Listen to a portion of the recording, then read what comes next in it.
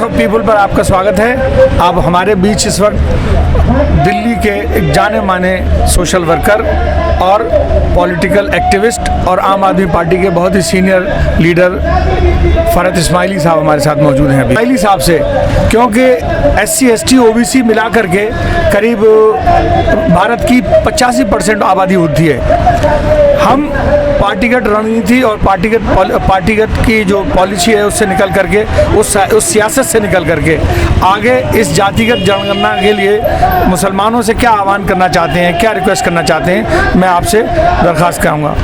देखिए, ये बात मुसलमानों की नहीं है, बात इसकी है कि इस देश का एक बहुत बड़ा तबका 90% जो तबका है इस देश का, वो बहुत जो देश की बेसिक सुविधाएं हैं, एजुकेशन है, हेल्थ है, उससे जो वो वंचित है। मतलब उससे उसको वो सुविधा मिलती नहीं है, उसको रोज़गार मिलता नहीं है। देश में जो ग्रोथ हो रहा है, विकास हो रहा है, देश में जो तरक्की हो रही है, उसमें उसका हिस्सा नहीं है। तो हिस्सा का अर्थ ये है कि भाई सरकारें जो बड़ी बड़ी कंपनीज़ के लिए, बड़े बड़े इंडस्ट्रीज़ के लिए, बड़े बड़े लोगों के लिए बड़े बड़े काम करती है। जो बेसिक सुविधा है, अभी कोरोना का हमने अभी दौर देखा जहाँ पर एक आदमी को उत्तर प्रदेश में, महाराष्ट्र में, मध्य प्रदेश में किसी भी आदमी का प्रॉपर इलाज जो है वो नहीं हो पाया, बिहार में नहीं हो पाया। और कितने हज़ारों लोग, लाखों लोग मर गए, जिसकी वजह से गंगा के किनारे जो है उत्तर प्रदेश सरकार को उनकी लाशों को ढकना पड़ा और उनकी लाशों को जो है वो दफनाना पड़ा।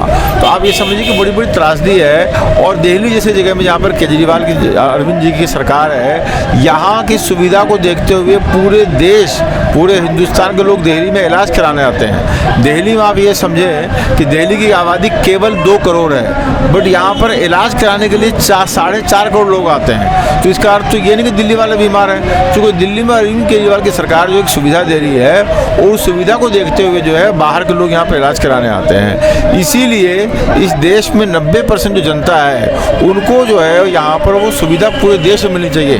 जो सुविधा दिल्ली में अरविंद केजरीवाल की सरकार दिल्ली में दे सकती है, वो बाकी स्टेट में क्यों नहीं दे सकती है। और ये जातिगत जनगणना की बात अभी अब आप कर रहे हैं, इसमें क्या है कि बहुत बड़ा मुद्दा है। जनगणना में जो है सबका एक मालूम होना चाहिए। हिंदुस्तान में विभिन्न तरह की जातियाँ रहती हैं, विभिन्न तरह का समाज रहता है, तो कौन समाज का कितना साइज है। आखिर ST SC समाज का आप देखें, देश जो है उनकी जनगणना होती है और उनकी जनगणना के आधार पर रिजर्वेशन का और बहुत सी सरकारी पॉलिसीज़ का अपना जो है वो मिलता है, मतलब उनको जो है पॉलिसी डिफाइन होती है। तो फिर अगर अपने SC, वो भी हमारे भाई SC SC समाज के, उनका तो होना ही चाहिए, बट साथ में जो बाकी वंचित हिंदुस्तान के लोग हैं जो अलग अलग उसमें बटे हुए हैं, उनका क्यों नहीं होना चाहिए। इसलिए जाति जनगणना होना चाहिए। और मैं एक बात से आपको ख़त्म करता हूँ, इस बात से कि हिंदुस्तान में कोई भी आदमी पैदा होता है ना, खास के अपने हिंदू समाज का अपना जो भाई पैदा होता है, वो किसी धर्म में पैदा नहीं होता, वो जाति में पैदा होता है। उसकी पैदाइश जाति में होती है। वो कहते हैं कि ये भाई ये वर्ण समाज से है, ये श्रीवास्तव समाज से है, ये जो है